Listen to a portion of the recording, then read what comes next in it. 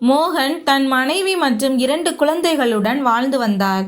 அவருக்கு ஜீவா என்ற ஒரு மகனும் சுமதி என்ற ஒரு மகளும் இருந்தனர்.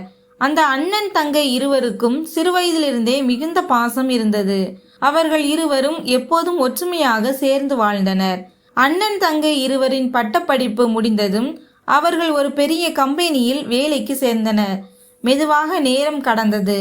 இப்போது சுமதி வீட்டார் சுமதிக்கு மாப்பிள்ளை தேட ஆரம்பித்தனர். நிறைய தேடலுக்கு பிறகு சுமதிக்கு மகேஷ் என்ற பெயர் கொண்ட ஒரு நல்ல யோக்கியமான பையன் கிடைத்தான். அந்த பையன் மிகவும் புத்திசாலியாகவும் தோற்றத்தில் அழகாகவும் தெரிகிறான். சுமதி, நீ என்ன நினைக்கிறாய்? மாப்பிள்ளையை பிடித்திருக்கிறதா என்று கேட்கிறார்கள். சுமதி வெட்கப்படுகிறாள். அனைவருக்கும் அவள் பதில் கிடைக்கிறது. பிறகு அனைவரின் சம்மதத்துடன் அவர்களுக்கு திருமணம் நடக்கிறது. சுமதியின் மாமனார் வீட்டில் அவளுடைய மாமியார் மாமனார் இல்லை. அதனால் வந்த உடனேயே வீட்டின் எல்லா பொறுப்புகளையும் அவள் ஏற்றுக்கொண்டாள்.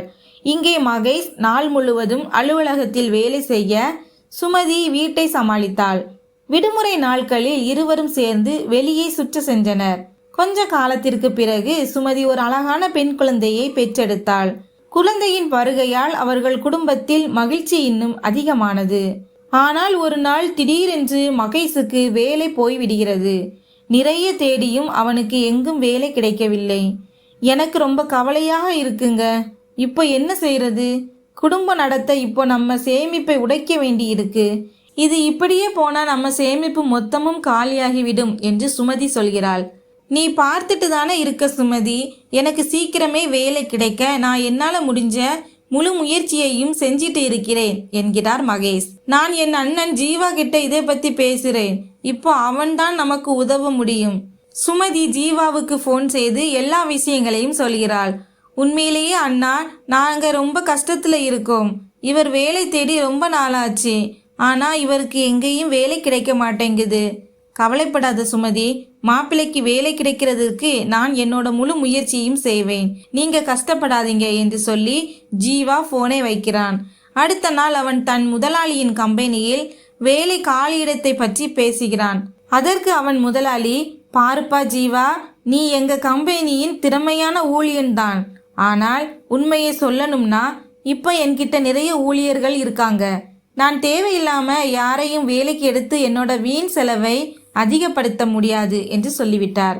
பரவாயில்லை சார் என்று சொல்லிவிட்டு பிறகு ஜீவா தன் தங்கையின் கணவர் வேலைக்காக பல நண்பர்களிடமும் பேசினான். ஆனால் எங்குமே எந்த உதவியும் கிடைக்கவில்லை. கடைசியில் ஜீவா சுமதிக்கு ஃபோன் செய்து சொல்கிறான். சுமதி, நான் மாப்பிள்ளைக்காக பல இடத்துல வேலை கேட்டேன். ஆனா எங்கேயும் எந்த வாய்ப்பும் கிடைக்கல. என்னன்னா இப்போ எங்கேயும் வேலை இல்லை.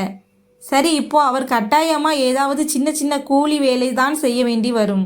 இருந்தாலும் சுமதி, உங்களுக்கு ஏதாவது பண உதவி தேவைப்பட்டா நீங்க கொஞ்சமும் வெட்கப்பட வேண்டாம். நீங்க என்கிட்ட தயங்காம சொல்லலாம். இப்போது மகேஷ் கட்டாயத்தின் காரணமாக ஒரு தொழிற்சாலையில் கூலி வேலை தான் செய்ய வேண்டி இருக்கிறது. ஆனால் அவனுடைய சம்பளம் அதிகம் இல்லை. அதனால் மிகுந்த கஷ்டத்துடனே வீடு நடந்து கொண்டிருந்தது.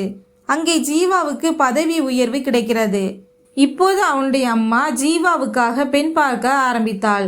பிறகு ஒரு பணக்கார வீட்டு பெண் மாதவியை ஜீவாவுக்கு பிடித்து போகிறது.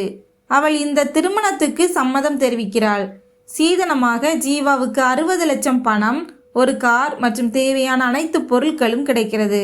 திருமணம் முடிந்து கொஞ்ச காலத்துக்கு பிறகு ஒரு நாள் சுமதி ஜீவாவுக்கு ஃபோன் செய்கிறாள்.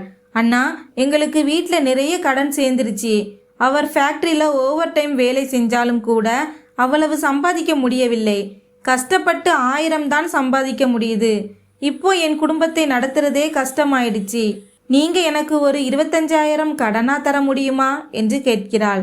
அதற்கு மகேஷ், சுமதி, நான் கொஞ்ச நேரத்தில் உங்க அக்கௌண்ட்ல 25,000 போட்டு விடுகிறேன் என்று சொல்கிறான்.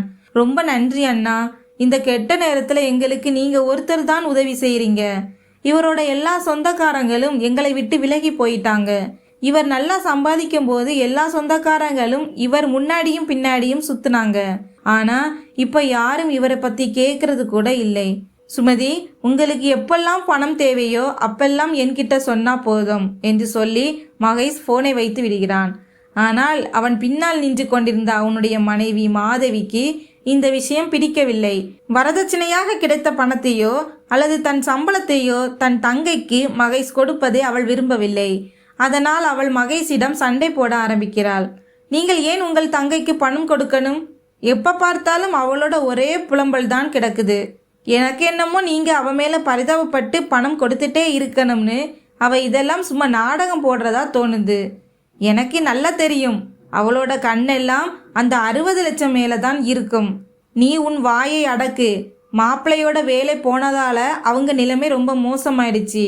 அதனால தான் அவ என்கிட்ட உதவி கேட்குறா. அப்படி இருக்கும்போது நான் அவங்களுக்கு உதவலைன்னா நான் அண்ணனாக இருக்க தகுதியற்றவன். நீங்க உண்மையிலே ரொம்ப பாவம். உங்களுக்கு ஏன் உங்க தங்கையோட தந்திரம் புரிய மாட்டேங்குது? அவ உங்களை சும்மா சுரண்டிக்கிட்டு இருக்கா. நீ என் தங்கையை பத்தி இதெல்லாம் பேசுறதுக்கு முன்னாடி 4 தடவை யோசிக்கணும். அதுவும் இல்லாம நான் அவளுக்கு பணம் வரதட்சணையில் கிடைச்ச பணத்துல இருந்து கொடுக்கல, என்னோட சம்பளத்துல இருந்து தான் கொடுக்கிறேன். நீ இப்போ உன் வேலையை மட்டும் பாரு. இந்த விஷயத்துல நீ தலையிடாமல் இருந்தா நல்லது. ஜீவா மாதவியின் பேச்சுக்களை புறக்கணிக்கிறான். இப்படியே காலம் கடக்கிறது. ஒரு நாள் சுமதி மகேஷ் மற்றும் அவள் மகளுடன் தன் தாய் வீட்டிற்கு வருகிறாள்.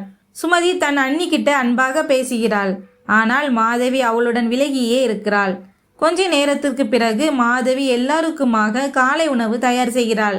அவள் அனைவருக்கும் டைனிங் டேபிளில் இட்லி, சாம்பார் மற்றும் வடை பரிமாறுகிறாள். எல்லாரும் காலை உணவு சாப்பிடுகிறார்கள். மகேஷின் தட்டில் வைக்கப்பட்ட 3 இட்லியை அவன் சாப்பிட்டு முடித்திருந்தான். அவன் இன்னொரு இட்லி எடுக்க தட்டை நோக்கி கையை நீட்டும் போது மாதவி கோபமாக, நான் உங்களுக்கு 3 இட்லி தான் செஞ்சிருந்தேன், அதை நீங்க சாப்பிட்டு முடிச்சிட்டீங்க. இப்போ இந்த இட்லி ஜீவாவுக்காக, அவன் வந்துதான் சாப்பிடணும். இப்போ நீங்க இதை தொடக்கூடாது என்று சொல்கிறாள். இதை கேட்டதும் மகேஷ் வெக்கப்பட்டு அவன் கண்ணில் கண்ணீர் வருகிறது. மருமகளே, என் தட்டிலும் இட்லி குறைஞ்சி போச்சு. எனக்கு இன்னும் சாப்பிட ஆசையாக இருந்தா அப்போ நீ என்னையும் இப்படிதான் மறுத்து விடுவாயா என்று ஜீவா அம்மா கேட்கிறார்.